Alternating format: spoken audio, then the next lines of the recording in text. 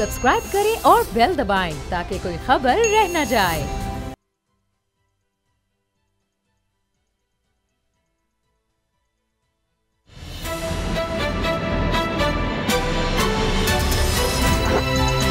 अब पता चला। बिस्मिल्लाहिर्रहमानिर्रहीम, अस्सलाम वालेकुम। मैं हूं मोहम्मद उसामा गाजी और आप देख रहे हैं अब पता चला। सियासत और अदालत को लेकर आज का दिन बड़ा अहम है। आज सियासत से जुड़े दो अहम मामलात की अदालत में समाअत थी।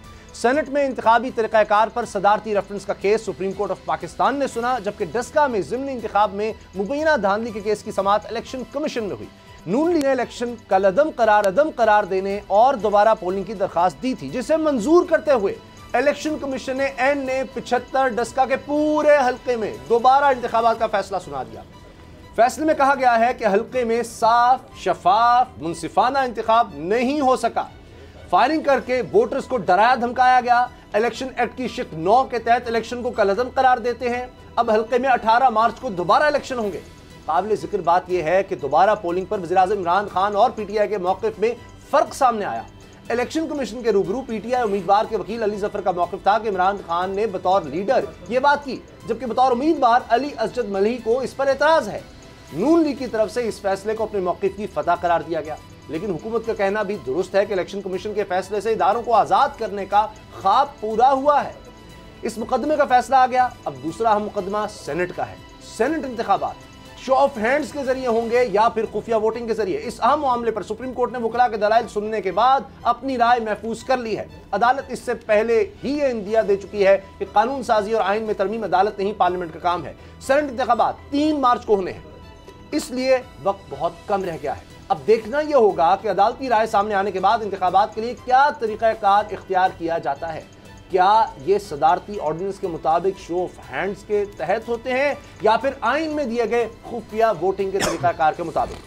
अहम बात यह भी देखना होगी कि इलेक्शन कमीशन के हुक्म पर खुशी के शादियाने बजाने वाली नून लीग इस पर क्या रद्दमल जाहिर करती है। मरियम नवाज पहले कह चुकी हैं कि अगर फैसला इमरान खान के हक में आया तो यह मुतसिबाना होगा। आज इन्हीं दो अहम मामलात पर बात करेंगे असद खरल बाबा साहब से। असद खरल साहब, पहले तो ये फैसला आया तो अब इस पर ज़ाहिर नून लीग की फतह, तहरीक इंसाफ कह रही है हम इदारों की बात मानते हैं। अब उस पर मुशावरत हो रही है कि इसके बाद क्या करना है, अपील में जाना है, इस मामले को आगे कैसे देखना है। लेकिन दिलचस्प बात मुझे नज़र आती है कि अब खुश हैं कि इलेक्शन कमीशन का फैसला बहुत अच्छा है, कमाल कर दिया है। लेकिन यही चीज़ अगर देखी जाए परवेज़ रशीद साहब के मामले में तो बहुत बुरा इलेक्शन कमीशन है। उनकी जरूरत कैसे हुई उनके नॉमिनेशन को गलत कहने की। ये दोहरा मेयार नज़र आता है। वो तो कह रही, मरीम साहब तो कहती हैं इदारों का, अदालत का दोहरा मेयार है, लेकिन यहाँ तो उनका अपना दोहरा मेयार है। अब मामला ये है कि उसामा साहब, इलेक्शन कमीशन ऑफ पाकिस्तान, आप क्या समझते हैं अगर नून लीग या पीपल्स पार्टी का दौर होता और इलेक्शन कमीशन ऑफ पाकिस्तान जो भी सिटिंग गवर्नमेंट है उसके खिलाफ फैसला, हमने तो पहले माजी में इस तरह की चीज़ें नहीं देखी। अब हालांकि इमरान खान साहब ने बतौर प्राइम मिनिस्टर जारी बात है और बज़ाहिर तो इलेक्शन कमीशन आज़ाद है, लेकिन बहुत सारी चीज़ें जो है उसके अंदर हमेशा जो होता है उसके अंदर ही करते हैं काम। सर, इसी इलेक्शन कमीशन ने पिछले सेनेट के इलेक्शन में जब नून लीग ने PMLN के नाम से इलेक्शन लड़ने के लिए गई थी तो उन्होंने नून लीग को बैन कर दिया था और नून लीग के सारे कैंडिडेट आज़ाद लड़े थे नून लीग के दौर में। तो सर, इलेक्शन कमीशन उस वक्त भी डिसीजन लेता था। मैं आपकी सॉरी इस बात से इख्तिलाफ कर रहा हूँ। अगर आप याद करें तो पिछले इलेक्शन कमीशन में ने नून लीग को पार्टी प्लेटफॉर्म से इलेक्शन लड़ने की इजाज़त नहीं दी थी, क्योंकि उसका हेड नवाज शरीफ था, क्योंकि नवाज शरीफ ने टिकट दिए हुए थे। वो एक अब इलेक्शन कमीशन हरकत में आया है और उसके बड़े फैसले जो हैं उनमें यह है कि डिप्टी कमिश्नर और DPO सियालकोट, ये सबसे बड़े अफसर कहे जा सकते हैं इलाके के, deputy commissioner, DPO Sialkot, assistant commissioner Daska की मुअत्तली का हुक्म दिया है इलेक्शन कमीशन ने। इसके अलावा इलेक्शन कमीशन ने चीफ सेक्रेटरी पंजाब और IG पंजाब को ज़िमनी इंतखाबात के दौरान अपने फ़राइज़ से गफलत बरतने पर 4 मार्च को ज़ाती हैसियत में तलब कर लिया है। और सुनिए, इस्टेब्लिशमेंट डिवीजन और हुकूमत पंजाब को हुक्म दिया है कि डिप्टी कमिश्नर सियालकोट ज़ीशान जावेद लाशारी, ज़िलाई पुलिस अफसर DPO Sialkot Hassan Asad Alvi, assistant commissioner Daska Asif Hasnain और डस्का संबड़ियाल के DSPs को मुअत्तल किया जाए और इन्हें किसी इलेक्शन ड्यूटी पर मामूर नहीं किया जाए। बयान में कहा गया है कि इन तमाम अफराद के खिलाफ इलेक्शन कमीशन खुद इंक्वायरी करेगा या वफाकी हुकूमत या सूबाई हुकूमत को इंक्वायरी करने का हुक्म देगा, जिसका फैसला बाद में होगा। इसके अलावा इलेक्शन कमीशन ने कमिश्नर गुजरांवाला डिवीजन और आरपीओ गुजरांवाला रेंज को इनके मौजूदा ओहदों पर तब्दील करके गुजरांवाला से बाहर बेचने की हिदायत की है। लेकिन इलेक्शन कमीशन वाकई हरकत में आ गया। इतना तो कभी नहीं हुआ, अब ये नहीं कभी हुआ, अब ये तो आप माने। आप भी अगर आप ये कहें, आप भी मरियम साहिबा या नून लीग ये कहे कि इदारे जो हैं वो आज़ाद नहीं हैं, इदारों की बालादस्ती के ऊपर बात करें, इदारों के ऊपर सवाल उठाएं, तो अब इसके बाद तो कोई शक ही नहीं रह जाता। और यही इमरान खान साहब कहते थे कि इदारे जो है खुद मुख्तार होने चाहिए, इदारों की बालादस्ती की वो कहते हैं मैं 25 साल से जंग लड़ रहा हूँ। तो अब तो ये किसी को शक नहीं रह गया। जो नून लीग ने कहा, इलेक्शन कमीशन ऑफ पाकिस्तान ने, और जो आइन और कानून के तहत बनता था फैसला, कि उन्होंने बिल्कुल ये मानना है और एडमिट किया है कि इलेक्शन कमीशन ऑफ पाकिस्तान शफाफ। इफ्तिखार साहिबा हमारे साथ हैं जो नून लीग की उम्मीदवार थी इसी हल्के से NA 75 से, और इन्हीं की दरखास्त पर इलेक्शन कमीशन ने फैसला सुनाया है, इनके हक में सुनाया है। नौशीन साहिबा, ये तो बात ये कही जा रही है कि तहरीक इंसाफ की तरफ से बैरिस्टर अली जफर साहब पेश हुए तो उन्होंने कहा कि आपने तो शुरू में 23 हल्कों की बात की, 23 पोलिंग स्टेशन की बात की थी, खुद दरखास्त रिटर्निंग अफसर को आपने 23 पोलिंग स्टेशन की दी थी, लेकिन फिर पूरे हल्के की बात की हो गई, जबकि 337 पर वो कह रहे हैं कि कोई तनाज़ा नहीं था। ये अभी तक वहीं फंसे हुए हैं, ये आगे नहीं निकल रहे। अच्छा, मैं फिर जवाब देती हूँ इसका जवाब यही है कि ये एक आईनी जमहूरी हक है वोट कास्ट जो 337 हल्कों में हुआ। क्या वो आईनी जमहूरी तरीके से वोट कास्ट करने दिया गया? उनमें टर्न आउट 18% हुआ, दो आई वॉज विनिंग। अगर मैं 23 का रिजल्ट भी डालूंगी तो हम लोग विनर थे PMLN। लेकिन क्या उन लोगों को, हमारे पाकिस्तानियों को या दस्का की अवाम को उनका आईनी जमहूरी हक मिला? मैं पहले पाकिस्तानी हूँ, फिर मैं दस्का की रिप्रेजेंटेटिव हूँ, PMLN की कैंडिडेट हूँ। क्या वहाँ अवाम के साथ जो हुआ टीवी पे नहीं देखा गया? ठीक, लेकिन वो तो कहते हैं नशीन साहिबा, अब आगे इलेक्शन होने जा रहा है दोबारा इस हल्के में, वो कौन सी ऐसी चीजें थी जो आपका ख्याल है कि ये ऑब्जेक्शनेबल हैं, ये नहीं होनी चाहिए? वह कहाँ पे गवर्नमेंट की इंटरफेरेंस थी जो कि अब नहीं होनी चाहिए? आपकी इस पे क्या डिमांड है? इंटरफेरेंस थी, मेरी बात सुनिए। IG या पुलिस के महकमे को क्या जरूरत है इलेक्शन वाले दिन इंटरफेयर करने की, लोगों को रोकने की, वोट कास्ट करने से मना करने की, फायरिंग रोकने की, लोगों को धमकाने की? पुलिस को इसकी जरूरत नहीं थी। किसको जरूरत थी? अब समझ आ गया। ECP का आज का डिसीजन मेरे ख्याल से आने वाले हर इलेक्शन के लिए सबक है और लोगों को उनका हक मिला, ये इंसाफ हुआ। अच्छा, इसकी भी तो कोई गारंटी नहीं है कि अगली दफा क्या होगा 18 मार्च को, क्योंकि इलेक्शन कमीशन नहीं रोक सका, बुनियादी जिम्मेदारी उसकी थी, चले उसने फैसला दे दिया 18 को। आपको लगता है उसके बाद फ्री एंड फेयर होंगे? आपका डिसीजन बहुत क्लियर था, जो लोग जिनको सजा मिलनी चाहिए थी उनको सजा मिली है, और ये बहुत बड़ा फैसला है पाकिस्तान के आने वाले फ्यूचर के लिए, बहुत बड़ा फैसला है, जहां नेक्स्ट जनरेशन जो है वो आजाद और एक जो अपने हक का इलेक्शन की वोट कास्ट करेगा। अच्छा नौशीन साहब, जिस तरह इलेक्शन कमीशन ऑफ पाकिस्तान ने RPO, commissioner, deputy commissioner, AC और DSP के खिलाफ कुछ की मुअत्तली के, कुछ की जिला बदरी के या डिवीज़न बदरी के वाले से और अहकाम जारी किए और इंक्वायरी भी की है, तो इसके बाद क्या समझते हैं कि इस फैसले का दोबारा कोई इंतजामी अफसर जुर्रत कर सकेगा धांधली की या हुकूमत को फेवर करने? बिल्कुल, दिस इज अ रिवाइवल, क्योंकि इन लोगों का काम लोगों को तहफ़्फ़ुज़ देना था, लोगों को डंडे बरसाना नहीं था, लोगों को वोट डालने से रोकना नहीं था। तो ये एक सबक है, हम सब के लिए एक सबक है कि जो चीजें आइन के मुताबिक होनी चाहिए वो अब आइन के मुताबिक होना शुरू हो गई हैं। ये है असली तब्दीली, पाकिस्तान अब तरक्की करेगा। जी, आप टर्न आउट कितना एक्सपेक्ट कर रही है? कितना होना चाहिए था और कितना टर्न आउट कम हुआ जो अभी आप 18 मार्च को एक्सपेक्ट कर? इलेक्शन में, जनरल इलेक्शन 2018 में टर्न ओवर था 58% to 60%। इस बार जो टर्न आउट हुआ है वो है 18 to 25%। तो क्या ये ठीक बात है?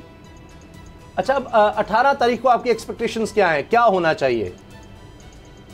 मैं उम्मीद करती हूँ कि अब ज़ाब्तों के मुताबिक इलेक्शन लड़ा जाएगा। मैं जैसे अपने वोटर को पहले कहती आई थी कि हमने ECB के ज़ाब्तों के तहत इलेक्शन लड़ना है, और हम फिर इंशाल्लाह ECB के हर रूल के मुताबिक फेयर एंड फ्री इलेक्शन के पॉलिसीज पे ही इलेक्शन कंडक्ट करेंगे इंशाल्लाह।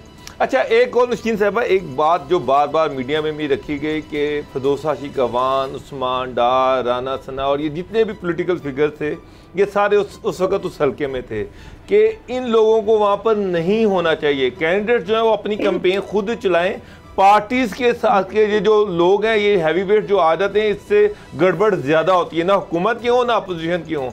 इससे आप क्या इत्तेफाक करती हैं? मेरा भी यही मशवरा होगा फिरदौस शिकवान साहिबा को और खास करके उस्मान डार को कि इस दफा वो अपने हल्के में मेहनत करें, वहाँ से तो वो कभी कोई अपनी सीट जीते नहीं है, तो इस कैंडिडेट को और इस हल्के को माफ कर दें। नहीं, लेकिन एहसन इकबाल साहब हैं, राना सनाउल्लाह साहब हैं, दीगर हैं, मरीम साहब भी आई, क्या आप समझती हैं जब ये लोग आएंगे तो कहेंगे हमने भी आना है? नहीं, देखें, वो लोग एक जनरल सेक्रेटरी है, ठीक है, अगर अब जो जवाबत सबके लिए सेट होंगे, ठीक है, फिर वी फॉलो इंशाल्लाह। जो अब एक हमने हद तक की आवाज बुलंद की है और उसमें आज हम सुरखुरू हुए हैं, तो इंशाल्लाह हम अभी भी आगे भी उसी के मुताबिक चलेंगे इंशाल्लाह। नहीं, लेकिन इलेक्शन कमीशन ने नोटिस तो दिया था, मेरे ख्याल है कुछ 24 के करीब एमपीएस थे नून लीग के, जिनको इसी हिस्टोरिकल फैसला देने इलेक्शन कमीशन ने नोटिस भेजा था कि क्यों आ रहे हैं। रूल्स सेट होंगे, पॉलिसी सेट होंगी, हम लोग अबाइड करेंगे उन रूल्स का इंशाल्लाह। तो इस दफा ये हैवी वेट्स आपको लगता है नहीं आएंगे, एमएनए एमपीएस की अमल दखल नहीं होगा आपकी तरफ से? देखें, मैं भी ये कह रही हूँ, जो अब रूल्स सेट होंगे एक फेयर एंड फ्री इलेक्शन के, हम उसको जरूर फॉलो करेंगे। अच्छा, अब यानी कि आपको इलेक्शन कमीशन पे मुकम्मल इत्मीनान है कि जो भी रिजल्ट आए वो उस पर कोई ऑब्जेक्शन नहीं होगा इंशाल्लाह। अगर हम अच्छा जिस तरह फ्री एंड फेयर इलेक्शन के लिए आज हमने आवाज उठाई और हमें डिसीजन भी मिला, अगर हम फ्री और फ्री होता है फेयर एंड फ्री इलेक्शन, तो इंशाल्लाह रिजल्ट अब हम जो भी होगा हम एक्सेप्ट करेंगे और हम अपनी जद्दोजहद वैसे ही करेंगे। ये पीएमएलएन की 5 बार मेरे वालिद जो हैं वो पीएमएलएन की सीट यहाँ से जीते हैं, मियां मोहम्मद नवाज से प्यार करने वाले लोग हैं डक्का में, तो इंशाल्लाह मुझे पूरी उम्मीद है कि जो अब 18 को रिजल्ट आएगा वो इंशाल्लाह पीएमएलएन की फतह होगी। अब तहरीक इंसाफ तो ये उसके बाद वफाकी वज़ीर इत्तलात भी पहुंचे, उन्होंने कहा देखें जी हम इदारों की बात मानते हैं, इलेक्शन कमीशन का फैसला मान रहे हैं, लेकिन जब परवेज रशीद की बारी आई थी तब इलेक्शन कमीशन ने उनके पेपर्स, नॉमिनेशन पेपर रिजेक्ट किए, तो कहा गया कि जी ये तो फैसला ही दुरुस्त नहीं है। तो ये तो कम अज कम नहीं होना चाहिए। अब इलेक्शन कमीशन आपके हक में आया तो बहुत अच्छी बात है, लेकिन परवेज रशीद या नून लीग के खिलाफ कोई फैसला क्या, मुझे आपकी बात समझ नहीं आई। मैं ये अर्ज कर रहा हूँ कि अब तहरीक इंसाफ की तरफ से शिबली फराज साहब ने कहा जी हम इस फैसले को मानते हैं, इलेक्शन कमीशन की हम रिस्पेक्ट करते हैं, लेकिन नून लीग जो है इतराज करती है जब उनके खिलाफ आए, वो कंटेस्ट करने की तैयारी करें, ठीक है, अगर वो मान रहे हैं और उनको मानना चाहिए था, क्योंकि जो जो उन्होंने किया है वोट की चोरी के उसमें उन्होंने पूरा जो अपना अमल रखा है तो उसको मान गया, तो ठीक है, इलेक्शन भी कंटेस्ट करने की तैयारी करें। नून लीग परवेज रशीद के मामले में क्यों नहीं मानती इलेक्शन कमीशन के फैसले को? देखिए, मैं अभी तक सिर्फ अपने ही मामले में इतनी उलझी रही हूँ कि मैं अपनी वो एक उस तरफ तो आई नहीं, क्योंकि जो आज हुआ वो हमारा एक मेरा अपना था कि बीइंग अ कैंडिडेट मैं तो भी उसी में रही हूँ ना, तो इंशाल्लाह जो भी होगा उसको देखेंगे, वी डिस्कस इट।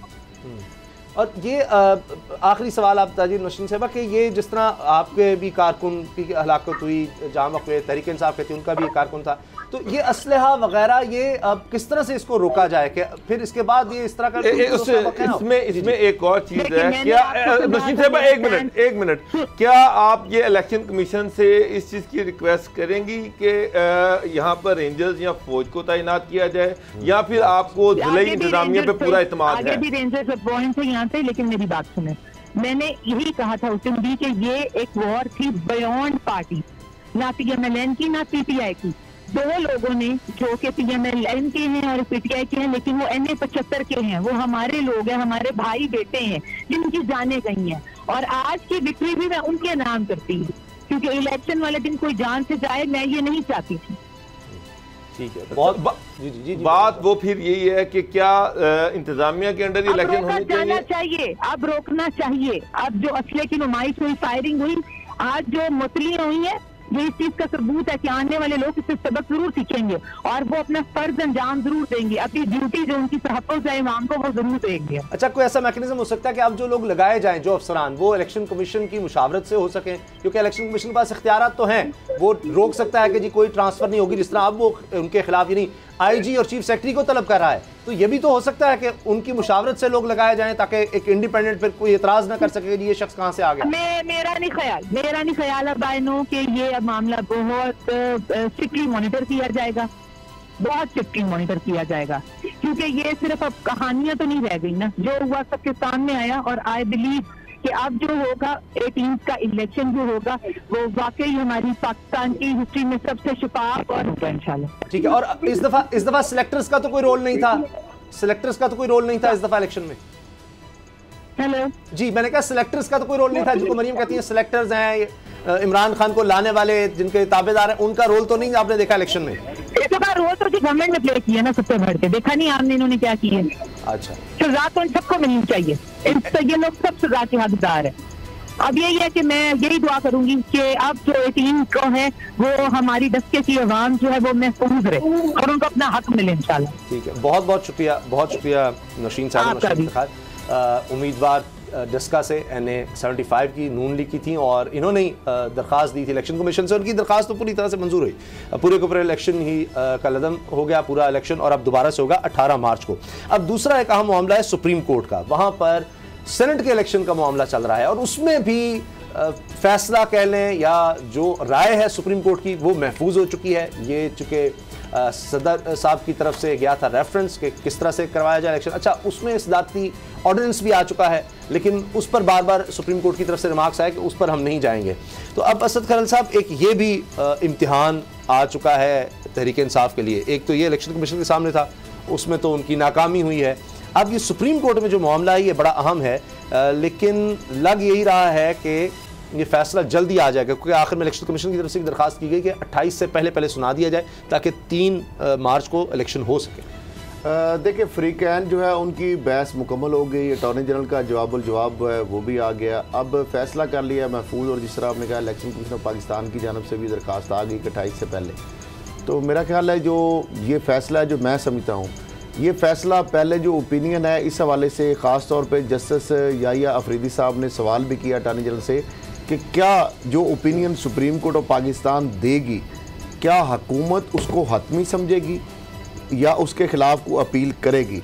तो इस पर अटॉर्नी जनरल साहब ने बताया कि बिल्कुल जो भी सुप्रीम कोर्ट कहेगी उसको बाइंडिंग समझा जाएगा, वो हतमी समझी जाएगी और उसके ख़िलाफ़ जो है अपील भी नहीं की जाएगी।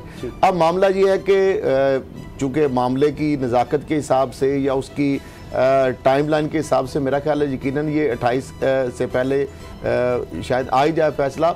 और मुझे ये लग रहा है कि ये जो ओपिनियन है ये सदर पाकिस्तान को भेजी जाएगी और उसके बाद शायद ये सुप्रीम कोर्ट इसको पब्लिक करे। मुझे ये लग रहा है, बजाय जिस तरह आम अदालती फैसले होते हैं, जारी बात है वो तो कोर्ट रूम के अंदर ही कर दिए जाते हैं। ये इसकी समाअत तो इन कैमरा नहीं थी, ओपन ही थी, प्रोसीडिंग तो हो रही थी, मीडिया भी था, सारी चीज़ें पब्लिक हो रही थी। लेकिन मुझे ये लग रहा है कि शायद ये जो ओपिनियन है वो उसी तरीके से सदर पाकिस्तान को भिजवाई जाए और उसके बाद शायद ये पब्लिक की जाए, या पहले भी सुप्रीम कोर्ट की मर्जी है पहले भी इसको पब्लिक भी कर सकती है साथ ही। अच्छा, इलेक्शन कमीशन मरियम साहब की अदालत में सुर्खरू हुआ है साहब। जी, एक बार इसमें ये लग रहा है कि सुप्रीम कोर्ट जो 226 जो आईनी तरमीम है उस हवाले से जो आज रिमार्क्स भी सामने आए, तरमीम सुप्रीम कोर्ट जो है उसको छेड़छाड़ नहीं करना चाहेगी। सुप्रीम कोर्ट दोबारा पार्लियामेंट के पास ही ये मामला जो है वो रेफर करेगी। जिस तरीके से चीज़ें सारी सामने आ रही हैं कि ओपन करना है या शो ऑफ हैंड करना, जो भी सुप्रीम यानी तरमीम अगर है तो वो पार्लियामेंट ही करे। अच्छा, सारी जमातों को वाले ने कहा कि सारे ये कहते हैं कि करप्शन खत्म हो, लेकिन बिस्मिल्लाह करने के लिए कोई तैयार नहीं। वो इलेक्शन कमीशन भी नजर नहीं आया कोई ऐसा, वो तो कहा कि अगर दिखाने की कोशिश की तो नशा में सोने दिया जाए। अगर सुप्रीम कोर्ट ये मामला पार्लियामेंट को रेफर करती है तो फिर प्रेसिडेंशियल ऑर्डिनेंस इररेलेवेंट हो जाएगा, ये चीज़ ध्यान में रखिएगा। क्योंकि सुप्रीम कोर्ट ने मान लिया कि इसमें आईनी तरमीम दरकार है, तो वो फिर प्रेसिडेंशियल ऑर्डिनेंस जो है उसको वो तो ऑलरेडी उसमें इलेक्शन कमीशन को किसी चीज़ का पाबंद बनाया जाएगा, सीक्रेट बैलेटिंग होगी, लेकिन आपने ये मैकेनिज्म अडॉप्ट करके कि आप ये कर सकते हैं कि इसमें पैसा ना चले, क्योंकि इलेक्शन कमीशन कोई ठोस चीज़ सामने नहीं ला सका। लेकिन उसामा साहब मुझे एक बात बताएं, एक चीज़ है पैसा ना चले, दूसरी चीज़ है कि एक बंदे को एक कैंडिडेट पसंद नहीं है, वो उसको वोट नहीं डालना चाहता। मैं आज पंजाब खुल के बताया ना, आज मैं पंजाब असेंबली में था, तो फिर सबसे सीक्रेट बैलेट का मकसद क्या रह गया। मैं आज पंजाब असेंबली में था, पीटीआई के बहुत सारे मिनिस्टर्स जो हैं वो बड़ा ओपनली वो उस्मान बुज़दार के खिलाफ बातें कर रहे हैं, वो उससे बिल्कुल खुश नहीं है। और बहुत सारे ऐसे मिनिस्टर ने मुझे बताया कि जनाब के अगर ये इलेक्शन हुए सेनेट के तो अगर पीटीआई के खिलाफ वोट पड़ता है तो उसकी सबसे बड़ी वजह जो होगी वो उस्मान बुज़दार खुद होंगे। और अगर मिनिस्टर उनसे खुश नहीं है, मुझे कई मिनिस्टर ने कहा कि जनाब हमने तो ओपनली उनसे कहा कि जनाब आपने अपने हल्के में 50-60 अरब रुपया लगा लिया और हमारे हल्कों के लिए आप 5 करोड़ रुपया देने को तैयार नहीं है। मिनिस्टर की वहाँ पे कोई इज्जत नहीं है, कोई तौकीर नहीं है, मिनिस्टर को कोई पूछता नहीं है, सेक्रेटरीज जो हैं वो उनकी सुनते नहीं हैं, तो आम MPs जो हैं उनका तो उससे भी बड़ा बुरा हाल है। तो एक रिजेंटमेंट तो है। अब ये जो गुस्सा है ये सारा किस तरह से निकलेगा? ये इसी तरह इलेक्शन पे निकल सकता है कि इमरान खान जो है वो भी नहीं सुन रहे, लोग जो हैं वो उस्मान बुज़दार के ख़िलाफ़ हैं, उनकी एडमिनिस्ट्रेशन के ख़िलाफ़ हैं, उनकी गवर्नेंस के ख़िलाफ़ हैं, उनके फैसलों के ख़िलाफ़ हैं। इवन यहाँ तक कहा जाता है कि जी कि कैबिनेट मीटिंग में चीज़ों पे डिस्कशन नहीं होने दी जाती, इन सर्कुलेशन जो है वो खामोशी से जो चीज़ करवानी होती है उसकी अप्रूवल मिनिस्टर से ले ली जाती है। और बहुत सारे ऐसे उन लोगों ने मुझे चीज़ें बताई कि जिसमें बहुत सारी चीज़ें ऐसी जिसके पीछे करप्शन इन्वॉल्व है या जी। क्या इतना नाराज हो जाता है अपनी ही पार्टी का बंदा, वो कहता है कि एक तो है कि अच्छा इसकी जगह मैं अपने यानी मुखालिफ को जिता दूंगा, साहब जब अपनी पार्टी को ज़िम्मेदार करूंगा साइड में। एक पार्टी से जीत के आते हैं, पार्टी से जीत के आते हैं तो आपकी एक्सपेक्टेशंस होती हैं, आप बहुत कुछ करना चाह रहे होते हैं बीइंग MPA या MNA, और होता ये है कि एट द एंड कि आपको ना CM मिलता है, ना PM मिलता है, ना आप कोई इनिशिएटिव ले सकते हैं, ना कोई सुनता है, ना आपकी कोई ब्यूरोक्रेसी सुनती है, तो अल्टीमेटली फ्रस्ट्रेशन बढ़ जाती है। अभी जिस तरह हम न्यूज़ पर खबर चली कि परवेज़ इलाही साहब ने रब्ता किया है आसिफ ज़रदारी साहब से, इस बारे में भी हम बात करेंगे। और साथ के PDM में जो इख्तलाफात हैं वो भी नज़र आ रहे हैं, हुकूमत में तो हैं ही हैं, PDM में भी इख्तलाफात हैं। फजलुर रहमान साहब पीपल्स पार्टी की नहीं बन रही लॉन्ग मार्च के हवाले से, ब्रेक के बाद बात करें।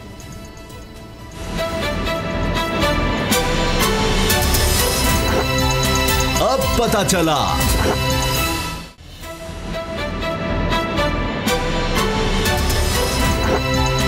अब पता चला। बिलावल भुट्टो जरदारी और मौलाना फजलुर रहमान साहब के दरमियान इख्तलाफ कोई नई बात नहीं है, जब से PDM बनी है उससे पहले से भी चला आ रहा है। अब बिलावल साहब से जब पूछा गया तो इसी तरह से यूसुफ रज़ा गिलानी साहब के साथ खड़े थे जब फजलुर रहमान, तब यूसुफ रज़ा गिलानी से पूछा गया तो उन्होंने कहा जी इस्टेब्लिशमेंट तो बिल्कुल न्यूट्रल है। बिलावल साहब ने भी कहा जी हमें तो कोई सबूत नहीं नज़र आ रहे, कोई ऐसी चीज़ नज़र नहीं आ रही कि अब इस्टेब्लिशमेंट को रोल अदा कर रही हो इस वक्त कोई सियासत में। लेकिन फजलुर रहमान साहब अब भी समझ रहे हैं कि कुछ ना कुछ हो रहा है। देखिए दोनों क्या कह रहे हैं। असद करल साहब ये तो मामला रुक नहीं रहा, वो कह रहे हैं कि हमें अप्रिशिएट करना चाहिए। बिलावल साहब कह रहे हैं कि जी अब अपने इदारों को, फजलुर रहमान साहब कह रहे हैं जी हमें तो कोई इस तरह की चीज़ ही नहीं मिली कि जी वो गैर जानिबदार हैं। अब ये मामला कुरम एजेंसी में इलेक्शन हारे हैं फजलुर रहमान साहब, अगर चाहे PDM सारी सपोर्ट करी एक दूसरे को, तो फजलुर रहमान साहब वहाँ तहरीक इंसाफ से हार गए नेशनल असम्बली का ज़िमनी इलेक्शन, तो उस पर वो कह रहे हैं कि जनाब वहाँ तो इलेक्शन कमीशन ने किरदार ही ठीक नहीं अदा किया, जबकि नून लीग, अभी हमने नशीन साहब को लाइव लिया, उनका हिस्टोरिकल किरदार इलेक्शन कमीशन का, तारीखी पाकिस्तान की तारीख का, और यहाँ पर उनको बुरा ही लग रहा है फजलुर रहमान साहब। बस मामला ये है कि अगर वो जीत जाते तो वो इलेक्शन ठीक था, अब वो हार गए हैं तो इसलिए इसके अलावा और कर क्या सकते हैं। लेकिन फेस सेविंग भी है, अब आवाम को क्या बताएं। जिस तरीके से वहाँ पे जो कबायली इलाकों के अंदर मौलाना साहब के हवाले से बलूचिस्तान में जो JUIF के साथ हुआ है, उनके अपने साथ जो हुआ है, तो अब डस्का के इलेक्शन तो जो भी हुआ, अगर तो इलेक्शन कमीशन का हिस्टोरिक फैसला नून लीग ने कह दिया, मौलाना साहब जो है उसके बावजूद, और जो बिलावल भुट्टो जरदारी साहब हैं जो उनकी एक बड़ी मेजर पार्टी है PDM की, वो ये कह रहे हैं कि इस्टेब्लिशमेंट का जो किरदार है न्यूट्रल है और उस पर हमें उसको वेलकम करना चाहिए, अप्रिशिएट करना चाहिए। मौलाना साहब ये कह रहे हैं जी मुझे तो ऐसे कोई शवाहिद नहीं मिले जिससे ये साबित हो, या ऐसे शवाहिद नहीं है कि इस्टेब्लिशमेंट जो है वो न्यूट्रल है। तो अब आपस के अंदर ही एक तजाद है और लड़ाई है, और बहुत सारी जगहों पे इख्तलाफ है। धरने के हवाले से ऑलरेडी आपको पता है पीपल्स पार्टी ने कहा कि हम धरने में नहीं बैठेंगे। अगर लॉन्ग मार्च की बात हुई तो उस पर भी बिलावल साहब ने या जरदारी साहब ने ये कैटेगोरिकली कह दिया कि आप बंदे ला के दिखाएँ पहले, नून लीग और मौलाना फजलुर रहमान, उसके बाद आपके बंदों का जो तादाद है उसके बाद हम देखेंगे कि हमने क्या करना है, उस पर उसके बाद फैसला हमने करना है। तो अब बहुत सारी चीज़ों के अंदर इख्तलाफ है। मौलाना साहब जो है उनके अपने मामलात हैं, मौलाना साहब और ख़ास तौर पर जो नून लीग है वो बहुत सारी जगहों पे उनके आपस में जो मामलात है उसके हवाले से वो इकट्ठे हैं। लेकिन पीपल्स पार्टी जो है उनके जो मामलात हैं वो फजलुर रहमान साहब की जो ख्वाहिशात हैं उसके साथ अभी तक वो पूरी तरह चलने को तैयार नजर नहीं। अच्छा बाबर साहब, ये जो आप मुलाकात हुई है बिलावल भुट्टो की और मरीम साहिबा की, उसमें मेन चीज़ हो रही है यूसुफ रज़ा गिलानी साहब वाला मामला नज़र आ रहा है। अब वो भी बात है कि यूसुफ रज़ा गिलानी साहब कह रहे हैं कि जी इस्टेब्लिशमेंट कहीं नज़र नहीं आ रही। अब मरीम साहब ने भी पहली दफ़ा सेलेक्टर्स और ये साहब बाज आ जाओ, ये ना करो वो ना करो। अब उन्होंने भी कहा जी एजेंसियाँ तो इन्वॉल्व हुई लेकिन मुझे वज़ीर-ए-आज़म का डर है। ये थोड़ा सा स्टांस उनका चेंज है वैसे। तो अब ये यूसुफ रज़ा गिलानी साहब का जो मामला है किस तरफ जाता नज़र आ रहा है? अभी फ़ोन कॉल भी आई है, परवेज़ इलाही साहब ने रब्ता किया है जरदारी साहब से, तो ये क्या हो रहा है? उसामा साहब आज विड्रॉल हुई और उसमें जो थे राजा क्या नाम है पार्टी के जो MNA हैं और जो फॉर्मर प्राइम मिनिस्टर थे राजा परवेज़ अशरफ साहब, उनके दामाद ने भी टिकट के लिए यहाँ पर सेनेटर के लिए एप्लीकेशन दी हुई थी। उन्होंने अपने फॉर्म जमा करवाए हुए थे, आज उन्होंने अपने फॉर्म वापस ले लिए। मैं आपको एक मज़ेदार चीज़ बताऊं कि शाहिद खान अब्बासी जो नून लीग के सीनियर वाइस प्रेसिडेंट हैं, उन्होंने पीपल्स पार्टी को बाज़ाब्ता तौर पर ये ऑफ़र दी थी कि पीपल्स पार्टी पंजाब से 8वां कैंडिडेट खड़ा करे। उन्होंने उनका ये कहना था कि हमारे पास 22 सरप्लस वोट होंगे, नून लीग की 3 सीटें जब निकल आएंगी तो उसके बाद हमारे पास 22 सरप्लस वोट हैं, 7 वोट पीपल्स पार्टी के पास हैं, 29 वोट बन जाते हैं। और अगर पीपल्स पार्टी 10-12 वोट PTI के मैनेज करती है तो वो पंजाब में PTI की एक सीट लेके जा सकती है, जिस पर PMLN और PTI ने यहाँ पर वर्किंग स्टार्ट कर दी थी। लेकिन अल्टीमेटली बाद में PTI ने जो ब्लॉक्स बनाए जिसमें हर सेनेट के कैंडिडेट को उन्होंने MPs एलोकेट किए, 50-50 MPs एलोकेट किए। तो जो MPs जो थे वो PMLQ के ब्लॉक में आए। ये वो MPs थे जिसमें PTI को डाउट था कि ये शायद बागी लोग हैं, ये हमें वोट ना डालें, जिसमें वो CM के 7 वाले हल्के में वो दाऊद सुलेमानी भी शामिल थे, उसमें लगारी साहब भी शामिल थे, फरूक लगारी और बहुत दूसरे कैंडिडेट भी शामिल थे, जिस पर PMLQ ने खासा जोर लगाया PTI की कि जनाब हमें हमारी मर्ज़ी के बंदे दिए जाएं। क्योंकि जब 2013 में जो पीपल्स पार्टी के साथ मिलकर Q लीग ने इलेक्शन लड़ा था, उस वक्त जरदारी साहब से अपनी मर्ज़ी के बंदे लिए थे, जिसके नतीजे में असलम गिल जो पीपल्स पार्टी का अपना कैंडिडेट था वो इलेक्शन हार गया और कामिल अली आगा जीत गए। लेकिन PTI जो थी वो इस चीज़ पर नहीं मानी। उन्होंने अपने वर्कर्स, अपने जो इत्तेमाद के लोग थे उनको अपने कैंडिडेट को दिया और PTI पे काफली को वो कैंडिडेट दिए जिन पे जो मशकूक थे सारे। इस पर चौधरी परवेज़ इलाही और जरदारी साहब जो है उनके आपस में राब्ते हुए। उस समय परवेज़ इलाही साहब जो थे उन्होंने ये रिक्वेस्ट की जरदारी साहब को कि आप जो हमारे मुकाबले में जो आपका कैंडिडेट है उसको विड्रॉ कर लें, जो कैंडिडेट खड़ा हुआ है उसको विड्रॉ कर लें पीपल्स पार्टी पंजाब में। उसके बाद कल भी एक मीटिंग हुई बिलावल हाउस में जिसको बिलावल ने चेयर किया, उसमें ये डिसीजन लिया गया कि पीपल्स पार्टी अपना कैंडिडेट यहाँ से विड्रॉ कराएगी। लेकिन PMLN ने एक और जो कैंडिडेट दिया हुआ था खोखर, सैफुल मलूक खोखर, PMLN ये सोच रही थी कि अगर पीपल्स पार्टी ने अपना कैंडिडेट विड्रॉ कर भी लिया तो हम नहीं करेंगे, हम कंटेस्ट करेंगे और हो सकता है कि हम सीट निकाल लें पीपल्स पार्टी की मदद से। अच्छा, यहाँ से हम 4थी सीट निकाल लें। तो इस पे आज बिलावल मरीम नवाज से मिले और बिलावल ने उनको चौधरियों के साथ जो उनके राब्ते हैं उसके बारे में भी बताया और उनको इस चीज़ पे कन्विंस किया कि पंजाब से हमें अपने सारे कैंडिडेट्स को जो हैं वो विड्रॉ करने चाहिए।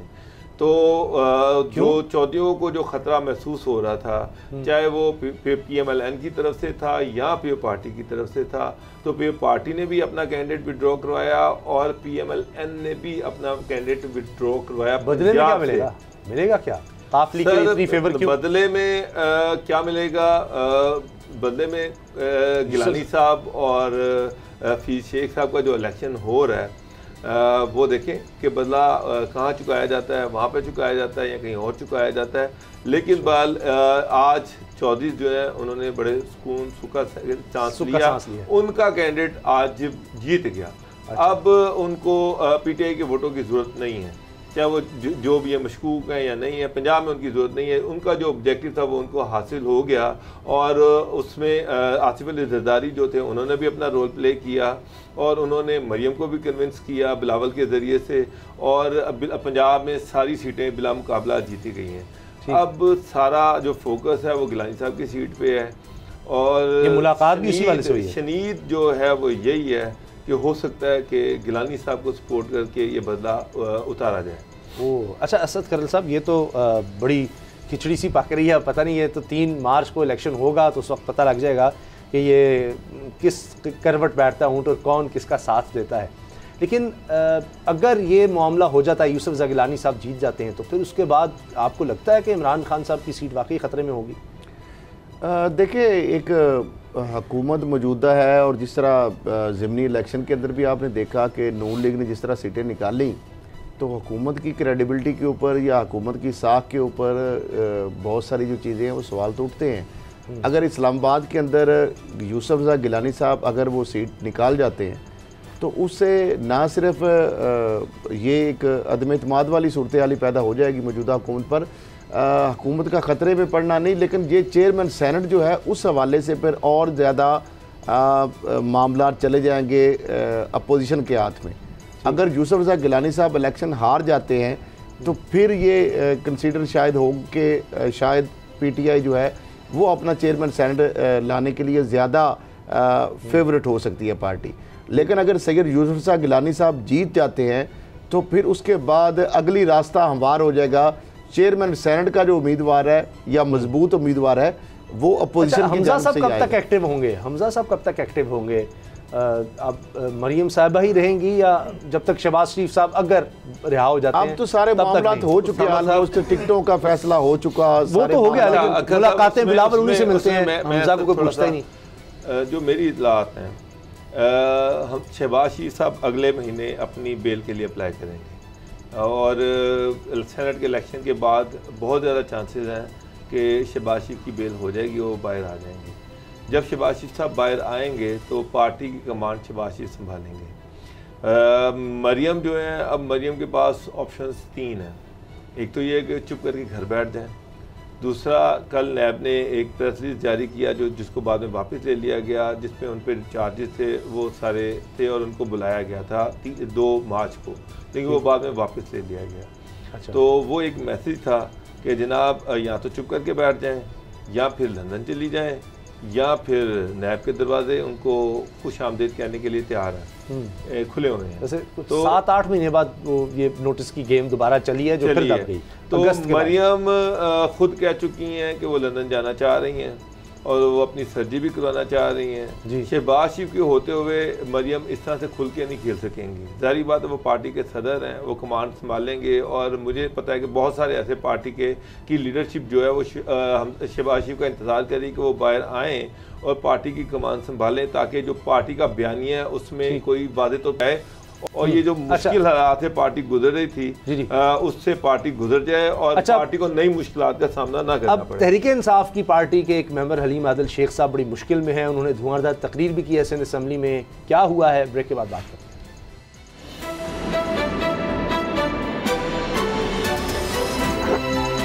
अब पता चला।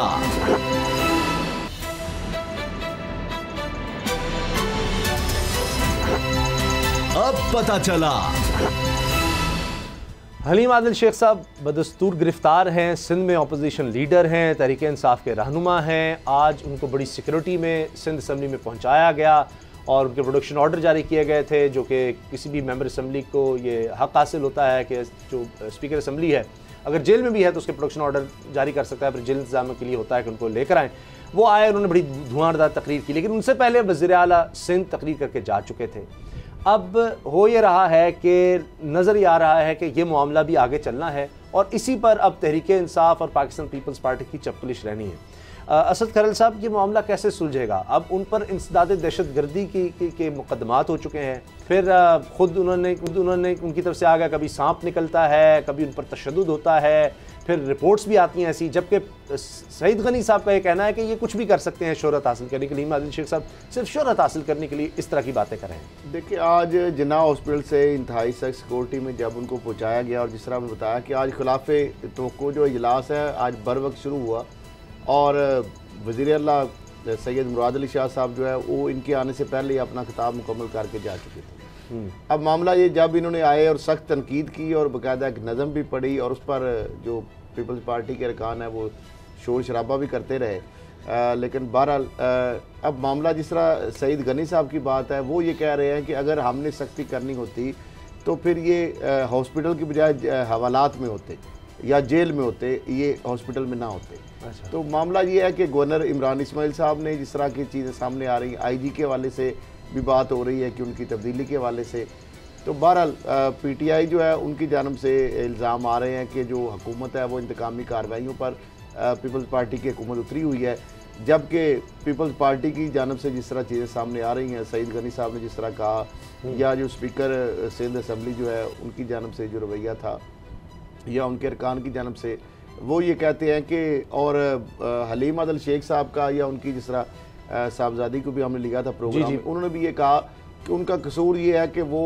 पीपल्स पार्टी की जो हुकूमत है उसके खिलाफ बहुत ज़्यादा करप्शन है, उनकी जो बैड गवर्नेंस है उसको वो निशानदेही करते हैं, उसको पॉइंट आउट करते हैं, और उसकी वजह से उनको इंतकामी कार्रवाइयों का निशाना बनाया जा रहा है। तो अब देखते ये हैं कि अपोजिशन लीडर जो है उसके बारे में इनके खिलाफ भी शुरू में तो इलेक्शन कमीशन के तहत ही कार्रवाई हुई थी, लेकिन इलेक्शन कमीशन ने कहा था इनको हल्के से बाहर निकालें, लेकिन इनको जेल में डाल दिया। के तहत मुकदमा क्यों इस तरह के बनाए जाते हैं कि जो आगे सस्टेन भी नहीं कर सकते। अच्छा बाबर डोगर साहब, वहाँ पर सालगिरह का केक कटा है हॉस्पिटल में, अब ये तो हो नहीं सकता पाकिस्तान पीपल्स पार्टी के दौर में किसी जिस पर इल्ज़ाम है और उसको अभी जेल में रखना है, उस शख्स की सालगिरह का केक कट रहा हो, वो हॉस्पिटल में हो, और अब इसीलिए कैमरे लगाए जाएंगे उनके कमरे के बाहर। पीपल्स पार्टी के होते हुए ये सहूलतें तो नहीं किसी को मिल सकती। मुझे नहीं याद आ रहा कि कभी आपको जहन में आ रहा है कि कभी किसी कोई शख्स गिरफ्तार हो और उसको बड़ी सहूलतें मिल रही हों हॉस्पिटल में या जेलों में। उसामा साहब पे पार्टी ने एक मैसेज देना था कि अगर रज़ाई साहब अरेस्ट हो सकते हैं, उनकी सिस्टर अरेस्ट हो सकती है, स्पीकर सिंध असम्बली अरेस्ट हो सकते हैं, कायम अली शाह अरेस्ट हो सकते हैं, तो फिर आगा सिराज दुरानी, खुर्शीद शाह, शर्जील मेमन लिस्ट है कि ये सारे गिरफ्तार हो सकते हैं। तो फिर अपोजिशन लीडर सिंध असम्बली भी गिरफ्तार हो सकते हैं। और मेरा मतलब है कि जवाब उन्होंने खुद दे दिया। उनको किसने कहा था कि असले से बड़ी गाड़ी लेके वो इलेक्शन वाले पोलिंग स्टेशन के बाहर जाके खड़े हो जाएं, और उसकी बाद में फुटेज भी बन गई, सारा कुछ बन गया। तो पीपल्स पार्टी के पास तो एक बड़ा मजबूत जवाब आ गया, तो वो तो अब इनको नहीं छोड़ेंगे इतने आराम से। वो उन्होंने पूरा एंटी टेररिज्म एक्ट के तहत उनके खिलाफ पर्चे भी काटे हैं, उनकी बेल भी कैंसिल हुई, वो जुडिशल भी हो गए हैं। और जारी बात है कि ये तो पंजाब में भी है, ये जितने भी लीडर जब जेल में जाते हैं, ये तो पता चल गया ये सारे बड़े नाजुक मिजाज होते हैं। 2 दिन ये जेल में रहे तो उनको बीमारियां लगनी शुरू हो जाती हैं, दर्द आने शुरू हो जाते हैं, और अल्टीमेटली इनकी बाद में अस्पताल में ही ये सारे तभी पीपल्स पार्टी ने कहा पता लगा कैसे कैसे बीमारियां होती हैं। लेकिन ये केक काटना सालगिरह पर या वहाँ पर लोगों का मिलना, ये कभी नहीं हुआ कभी। सर ये तो शहद की बोतलें मुझे याद आ जाती हैं कि वो छापा पड़ता है तो शहद की बोतलें निकल आती हैं, तो ये तो सभी के है सर। ये यहाँ पर नवाज शरीफ भी रहते रहे हैं, यहाँ पे शहबाज शरीफ भी रहे हैं, और उनके घरों से खाने भी आते रहे हैं, सारा कुछ होता है। ये तो खताइयाँ भी मैंने सुना, खताइयाँ भी आती रही हैं। हमारी रिपोर्टर बताती है वो अक्सर वहाँ पर खताइयाँ बहुत ज़्यादा नज़र आती थी। एक ये अच्छा, वैसे वो ये नहीं मुझे पता प्लेटलेट्स का खताइयों से कोई ताल्लुक है या नहीं है। ये सब बादाम होते हैं खताई में, मेरा मतलब है कि वो प्लेटलेट्स उससे बेहतर हो। मियाँ साहब तो वैसे ही खताइयों के बड़े शौकीन है, यहाँ से लंदन भी जाती रही हैं। अच्छा अब देखें, पीपल्स पार्टी के लोगों के लिए तो कई सहूलियात हो गई हैं या काफ़ी देर उन्होंने केसेस का सामना किया। ये हलीम आदिल शेख साहब का आपको क्या लगता है असद करल साहब, कब तक मामला चलेगा? महीनों का है, सालों का है? उसामा साहब दफात जो है मेरा ख्याल है वो ऑर्डरी कोर्ट में दोबारा फिर शायद रेफर कर दिया है उन्होंने, दहशतगर्दी की बजाय।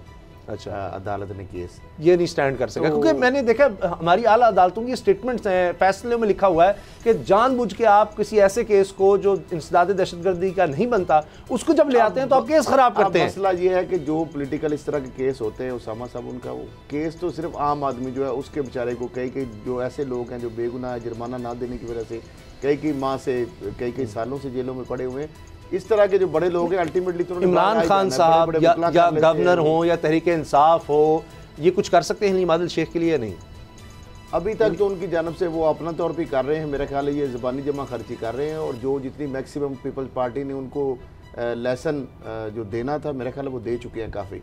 अगर बराह रास्त के अंदर जेल के अंदर उनके ऊपर जितनी सख्तियाँ की गई हैं, डॉक्टर ने AR जमाली ने जिस तरह बताया, उन्होंने तो ये कहा कि रॉड का भी जख्म का निशान भी है, रॉड लगा है।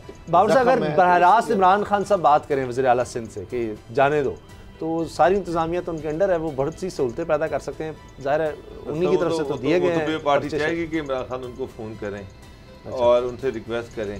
फिर पार्टी इसके अलावा फिर पार्टी की तो ये शदीद ख्वाहिश होगी, उनकी पूरी लीडरशिप की ख्वाहिश होगी कि वो इमरान खान बाकायदा तौर पर रिक्वेस्ट करें और वो बाद में फिर जरदारी साहब कहें कि मैं NRO नहीं दूंगा। ये एक मसला है। तो इमरान खान साहब क्यों फ़ोन करेंगे, उनको क्या ज़रूरत है उनको फ़ोन करने की? रिलीफ मिल जाएगा, जो अदालतों से रिलीफ मिल सकता है मिल जाएगा। इसमें अब बहुत सारी चीज़ें हैं जो हलीम आदिल शेख साहब जो है देखे ना, वो भी वही बीमारियां और वो सारा कुछ, और वो भी पार्टी को जो जिस तरह से वो अपनी एक लंबी अलमनाक दास्तान उन्होंने बनाई हुई है, पार्टी वालों को भी पता है कि मामला इतने सीरियस नहीं है, इतने संगीन नहीं है जितने वो बना रहे हैं, क्योंकि ये हर एक को यही होता है। शहबाज को भी सारी बीमारियां जो होती हैं वो जेल के अंदर ही निकलती हैं और नवाज को भी निकलती हैं। इन सब को जो सारे मसाइल होते हैं वो जेल के अंदर जाके देख लें, देख लें, जरदारी साहब लाठी पकड़ लेते हैं, व्हील चेयर पे बैठ जाते हैं, जो ही वो बाहर आते हैं बिल्कुल ठीक हो जाते हैं। अच्छा, रिपोर्ट्स भी आ जाती है। हम तो सिर्फ नवाज शरीफ साहब की रिपोर्ट का कहते हैं कि जी वो मशकूक, हम क्या हुकूमत कहती है कि जी कुछ समझ नहीं आई, प्लेटलेट्स यहाँ कैसे थे, वहाँ जाकर कैसे हो गए। इमरान खान तक सब कहते हैं कि जी ये पता नहीं किस तरह की रिपोर्ट्स बन गई, कुछ समझ नहीं आती। ये तो हर जगह बनती हैं। ये पहले कहा जाता है जी सिंध में हो जाती हैं, तो हर किसी को रिपोर्ट्स में आता है कि वो शख्स बीमार है, उसकी जान को खतरा है। जो पकड़ी जाती हैं चीज़ें वो शायद बन जाती हैं, तो तब्दील तो होने का अब मामला ये है कि जो पॉलिटिकल लोग होते हैं उसामा साहब, यही मसला है कि इनके लिए हद नहीं है। हमारा निज़ाम क्या रह गया? ये हमारा प्रोसिक्यूशन का निज़ाम, आम जो मुजरम है, आम कैदी हैं, आम हवालाती, उनके जाके पूछे उनके साथ क्या बीती है। हेपेटाइटिस मरीज जो है जेलों में पड़े हुए हैं, टीबी वाले वहाँ पे पड़े हुए हैं, जो एड्स वाले हैं वो जेलों में पड़े हुए हैं, कोरोना के कई जो कैसे ठीक होगा जो सूरत हाल है। हमारा सिस्टम, ये क्रिमिनल का हमारा जो सिस्टम है, क्रिमिनल जस्टिस सिस्टम सिर्फ आम आदमी के लिए है। जो इस तरह के जो पार्लियामेंटेरियन है, जो VIP हैं, उनके लिए ये सिस्टम जो है वो आराम क्लास, ये B क्लास, ये फलां क्लास, पूरा अलग, फिर उनको वो हवालात में सहूलतें, ये यही चलता रहेगा। फिर वो जुर्म करके भी तो एक एहसास होता है कि अच्छा कर भी लिया, कोई बहुत बड़ा जुर्म कर भी लिया तो अच्छा आम नहीं होना, बड़े वकील कर लेंगे, बड़ा पैसा बना लेंगे और आराम से हम छूट भी जाएंगे। प्रोग्राम देखने का शुक्रिया, इजाज़त दीजिए, अल्लाह हाफ़िज़।